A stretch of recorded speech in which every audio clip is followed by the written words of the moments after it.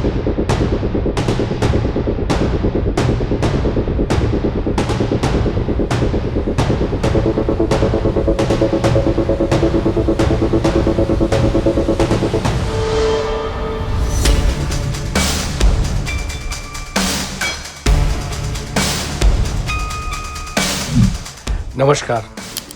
और जैसा कि विदित है, डील हो गया है।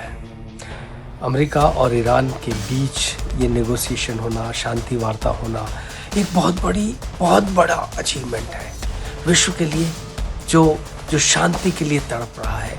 देशों में जहाँ पे प्राइसेस इंक्रीज हो रहे हैं, युद्ध क्षेत्र में लोग मारे जा रहे हैं, उन सब के लिए बहुत बड़ी बात है।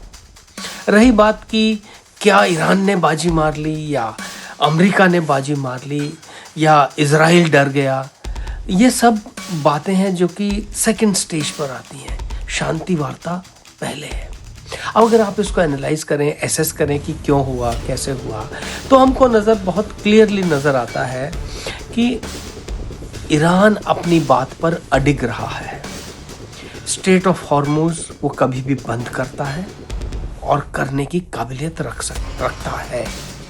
अमेरिका ने काउंटर जो स्ट्रेट हॉर्मुज बंद करने का ऐलान किया और अभी तक ब्लॉकेड लगाए रखा, उसका नतीजा कुछ नहीं निकला सिवाय इसके कि दुनिया ने सफ़र किया और सबके लिए तेल बंद रहा। वो तेल का रास्ता खुल गया, ये अपने आप में बहुत बड़ी बात है। दूसरा जो मोटा मुद्दा था कि उनके पास न्यूक्लियर वेपन है नहीं है, जो फिजाइल मटेरियल है वो कहाँ जाएगा, तो इसके ऊपर अभी निर्णय हुआ नहीं है। वार्ता को साइन होने में समय है, अनसर्टेनिटी है, और ये इंक्लूड हो पाएगा मुझे शक है अभी इस समय में। हो सकता है इसको समय के लिए टाल दिया जाए, शांति बनाई रखी जाए और इस बात को बाद में निपटा जाए। तीसरा जो मोटा मुद्दा था कि इजराइल लेबनान को अटैक किए जा रहा है, हिजबुल्लाह को मारने की पूरी कोशिश है और इजराइल इस बात पर खुश नहीं है। इजराइल के फॉरेन मिनिस्टर ने भी कहा कि ये विश्व के लिए, हमारे लिए बहुत दुखदाई बात है, जबकि हिजबुल्लाह ने इसको वेलकम किया है, ईरान ने वेलकम किया है, पूरे विश्व ने वेलकम किया कि अच्छी बात है। जो एक और बात शांति की नज़र आती है, सबसे पहले प्रॉस्पेरिटी के बाद, हॉर्मुज खुलने के बाद तेल की सुविधा अवेलेबल होगी, गैस अवेलेबल होगी, जो देश सफ़र कर रहे हैं उनको इन सब पर फ़ायदा हो जाएगा। रही बात ईरान को कितना पैसा अमेरिका देगा, जो नुकसान किया उस नुकसान की भरपाई कितना करेगा, क्या वो $35 बिलियन होगा, कम होगा, ज़्यादा होगा, इसके ऊपर भी बात चल रही है।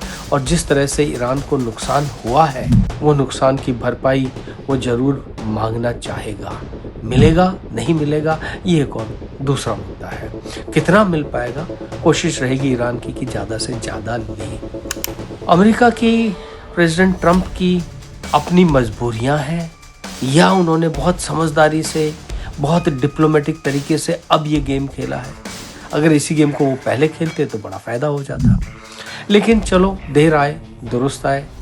उनकी अपनी कांग्रेस के अंदर प्रेसिडेंशियल और उनके अपने कैंडिडेट्स इनके पीछे लगे हैं, वहाँ पे इलेक्शंस होने हैं, तो ले दे करके मुद्दा ये दिखता है कि अमेरिका के लिए भी बातें आसान नहीं है। इन्फ्लेशन वहाँ भी उतना बढ़ रहा है, वहाँ के लोग भी उतना सफ़र कर रहे हैं, और ऐसे समय पे अगर ये शांति वार्ता होती है, नेगोशिएशन हो जाता है, डील हो जाता है, तो विश्व के लिए अपने आप में बहुत बड़ी जीत है।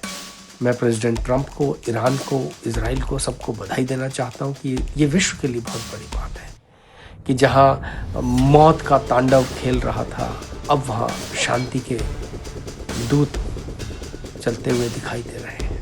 अगर मैं ईरान के प्रॉक्सीज़ की बात करूं तो आप देखिए, जो 3 ईरान के मुख्य प्रॉक्सीज़ हैं, हमास है, उनको ऑलरेडी बहुत नुकसान इजराइल ने कर दिया है। पूरा गाज़ा उनके कंट्रोल में है और हमास अभी इस हालत में नहीं है कि किसी किस्म का युद्ध इजराइल के खिलाफ लड़ सके। दूसरे थे यमन के अंदर हुतीज़ ने बीच में धमकी दिया था, इजराइल ने धमकी दिया था कि हम रेड सी, लाल सागर को बंद कर देंगे। ये काबिलियत उनकी है, इस युद्ध के अंदर वो इस्तेमाल नहीं कर पाए या उन्होंने नहीं किया, ये दूसरी बात है, लेकिन उनके पास ये काबिलियत है कि ईरान के साथ मिल कर के वो रेड सी को बंद कर पाए।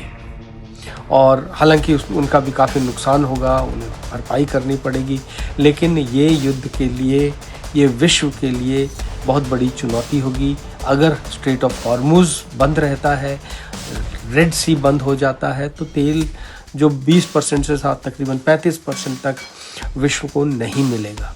अच्छी बात यह है कि हूतीस इस युद्ध में नहीं बीच में आए और जिसकी वजह से रेड सी के अंदर से आवागमन जारी रहा। तीसरा और जो एक मुख्य पेन पॉइंट है वो है हिजबुल्ला। लेबनान के अंदर हिजबुल्ला है। इजराइल अपने ग्रेटर इजराइल के टारगेट को अचीव करने के लिए लेबनान के अंदर लिटानी रिवर तक का पूरा इलाका चाहता है, बैरूत और उसके साउथ का इलाका चाहता है। हिजबुल्ला को ये मंजूर नहीं है। हिजबुल्ला उस इलाके के अंदर, साउथ लेबनान के अंदर मौजूद है, वो अपना डोमिनेंस चाहते हैं। और इजराइल अमेरिका की मदद से लेबनान के अंदर लगातार बमबारी कर रहा है। उनके बहुत सारे हिजबुल्ला के लड़ाके मारे गए हैं, उनके लीडर्स मारे गए थे, लेकिन अभी भी उनका वो पूरी तरह से सफाया नहीं कर पाया। और आज भी हिजबुल्ला उन्हें चुनौती देता है और समय समय पर वो अपना जो उसके पास पावर अवेलेबल है उससे रिस्पॉन्ड करता है, उनके ऊपर मिसाइल या फायर कर पाता है। इजराइल को ये शांति वार्ता बिल्कुल पसंद नहीं है। उन्होंने तो कहा, उनके फॉरेन मिनिस्टर ने कहा है कि यह विश्व के लिए, इजराइल के लिए बहुत दुखदाई है और ये सब के लिए भविष्य में भी फायदेमंद में नहीं है, फायदा नहीं होगा इससे। तो इस चीज़ को देखते हुए नजर आता है कि जो प्रॉक्सी वाली बात थी वो ईरान के प्रॉक्सीज अभी भी जिंदा हैं, यमन में हूतीस और लेबनान में हिजबुल्ला। और इसी को प्रेसिडेंट ट्रंप चाहते थे कि वो ख़त्म हो जाए, मुद्दा ख़त्म नहीं हुआ। न्यूक्लियर वाले की बात हम कर चुके हैं कि न्यूक्लियर पावर, न्यूक्लियर वेपन बनाने की क्षमता ईरान के पास लिमिटेड है, लेकिन है। अमेरिका ने कितना उनको बर्बाद कर दिया है ये तो एक सवालिया निशान उठा सकते हैं, कोई कन्फर्मेटरी रिपोर्ट नहीं है। जून 2025 में भी उन्होंने जो 12 दिन इनका बमबारी किया था और तब अमेरिका ने बोला, प्रेसिडेंट ट्रंप ने बोला था कि आई हैव ऑब्लिटरेशन। तो आज भी उसी लेवल पर प्रेसिडेंट ट्रंप बात कर रहे हैं। आज भी वो ये कह रहे हैं कि हमने इनको तबाह कर दिया, लेकिन कितना कर दिया है उसकी कोई अभी गारंटी नहीं है। ईरान ने खुल करके कहा है कि हम IAEA के तहत काम करने को तैयार हैं। अगर इस मुद्दे को लेकर के प्रेसिडेंट ट्रंप राजी हो जाते हैं तो अच्छी बात है, लेकिन अगर कहें कि नहीं जी, ये 440 या 460 किलो का 60% न्यूक्लियर बम बनाने की काबिलियत का मिसाइल, ये मटेरियल उनके पास अवेलेबल है और वो अमेरिका को दे दे, तो शायद बात नहीं बनेगी, तो बात फिर अटक जाएगी। पहले भी कई मर्तबा ये हो चुका है कि जी डील हो जाए, शांति वार्ता हो जाए। शांति वार्ता हुई भी, भंग भी हो गई और ट्रंप ने 2-3 बार ये करके उसके ऊपर बमबारी किया। अब हर बार धमकी दे करके, दंड देने की बात करके और फिर शांति की वार्ता करते हैं, ये कभी सफल होने वाला तरतीब नहीं है। आचार्य चाणक्य ने कहा है कि अगर आपने दंड देना है तो आप साम दाम भेद ये तीनों स्टेजेस पार करो और फिर नहीं होता है तब कहीं दंड की बारी आती है। आप चलते ही पहला कदम दंड की बात करते हो और फिर शांति लाने की बात करते हो, तो बहुत मुश्किल हो जाता है। ले दे करके बात यहाँ आती है कि शांति लाने के लिए संधि, आसन और समश्रय की ज़रूरत है और वो सिर्फ बातचीत के जरिए हो सकती है। अलाइज, नेटवर्क्स, पीस ये तभी एस्टेब्लिश हो सकता है जब लोग सब मिलकर के टेबल पे बैठें। और ये जो प्रोग्रेस हुई है पिछले 2-3 अटेम्प्ट्स के बाद में, ये काफ़ी अच्छी बात हुई है। हो सकता है कि अब स्विट्ज़रलैंड में इस शनिवार को जो साइन होने की बात आ रही है, डॉक्यूमेंट साइन हो जाए, शांति बहाल हो जाए, नेवल ब्लॉकेड हटाने की बात अमेरिका ने ऑलरेडी कर दी है, तो शांति के आसार नज़र आ रहे हैं।